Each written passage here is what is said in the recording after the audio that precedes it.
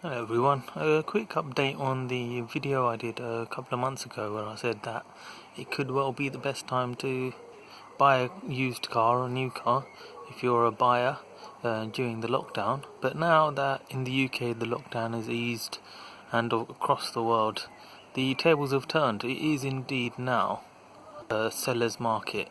As I said before, the predictions I've put in place around supply and demand have come true. So there's pent up demand now, and there simply isn't enough cars on the market or those in the supply chain. And on the wholesale market, those companies are only just starting to gear up and get things spooling over to capacity again, but it's going to be a good few months before they'll be back to how they were pre-lockdown.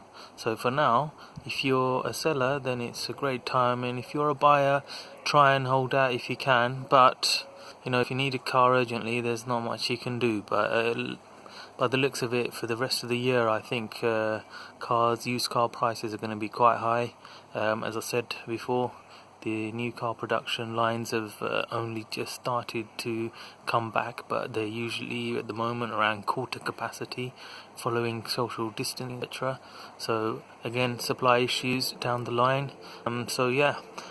Dealers out there are going to be very happy to hear this to make up for the malaise of the last few months. But unfortunately, if you're one of those buyers that didn't take advantage of the lockdown situation, I'm afraid prices of used cars are going to be quite high. And also, if you're buying the new ones, because of the demand, they're not going to discount as much, as well as there's going to be a long queue for you to buy for your new car to be delivered.